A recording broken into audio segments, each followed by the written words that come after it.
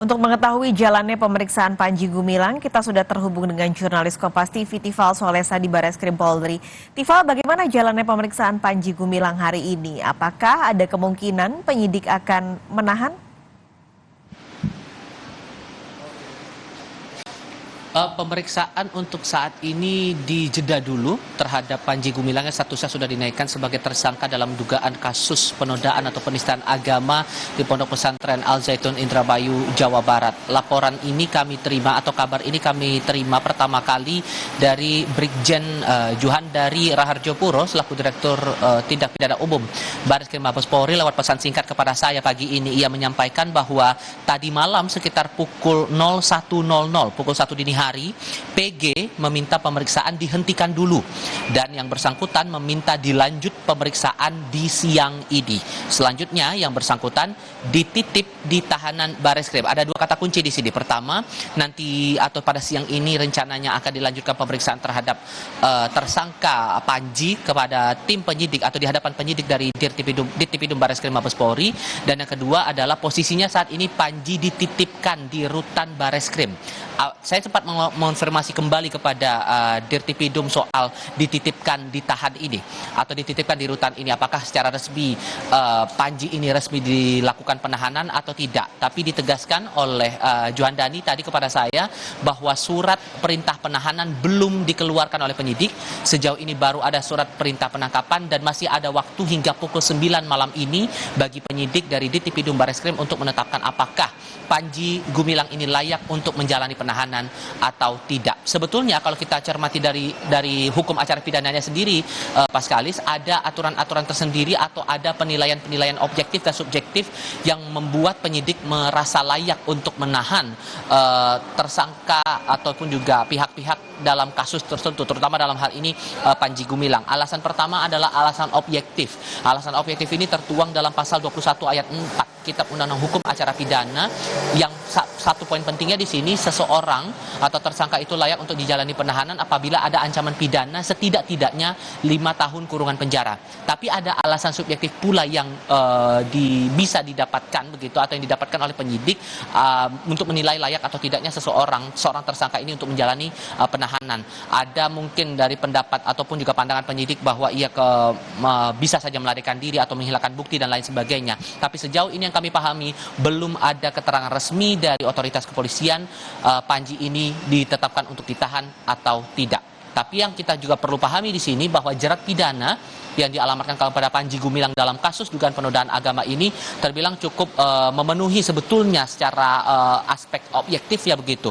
Tadi malam kalau kita cermati lagi dari keterangan pers yang disampaikan oleh Dirtipidum Barreskrim Mabes Polri, jerat pidana yang dialamatkan kepada Panji ini ada setidaknya tiga aturan begitu, yakni di pasal 14 Undang-Undang Nomor 1 Tahun 1946 dengan ancaman pidana maksimal 10 tahun kurungan penjara.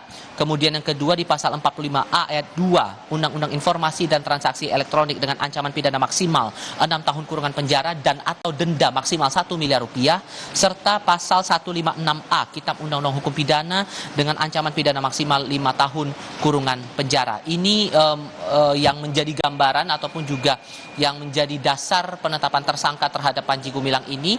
Dari keterangan polisi juga disebutkan penetapan ini sesuai dengan hasil gelar perkara yang dilakukan oleh jajaran dari Barreskrim Mabes Polri begitu, bersama dengan otoritas-otoritas lainnya di bidang yang sama di Mabes Polri, dengan merujuk lagi dari 3 bukti ditambah 1 surat yang menjadi barang bukti dalam kasus ini. Diperkuat lagi dengan keterangan dari 40 saksi ditambah dengan 17 ahli dari beragam bidang, mulai dari ahli hukum pidana, ahli sosiologi dan juga ahli agama. Bagaimana perkembangan berikutnya ini yang menarik untuk dicermati. Setidak-tidaknya yang kami pahami siang ini, walaupun tidak disebutkan spesifik jamnya begitu atau pukul berapa, dari pihak Barreskrim Mabes Polri, pihak ataupun juga Panji Gumilang selaku tersangka dalam kasus penodaan agama akan kembali diperiksa atau dilanjutkan pemeriksaannya di hadapan penyidik. Paskalis.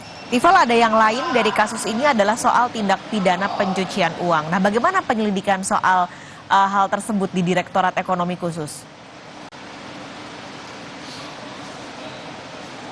Sejauh ini kami masih butuh konfirmasi lebih lanjut dari otoritas Direktorat Tindak Pidana Ekonomi Khusus Barreskrim Mabes Polri soal sejauh mana pendalaman atau pemeriksaan terhadap pihak-pihak saksi mungkin ataupun juga terhadap Panji Gumilang sendiri bisa jadi ya untuk kasus atau dugaan kasus pencucian uang.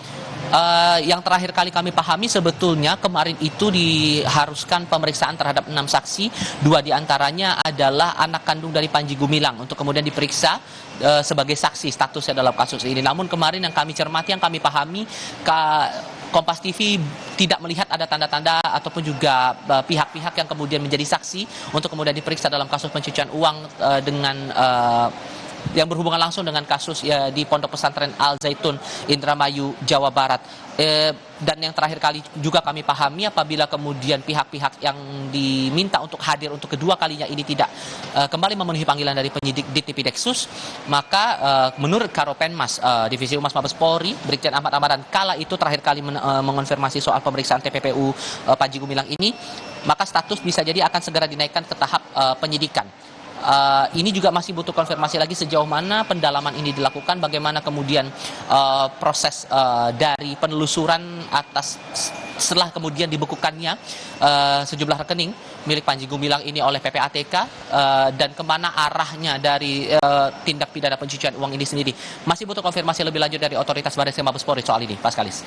Tifal Solesa, terima kasih melaporkan langsung dari Mabes Polri, Jakarta.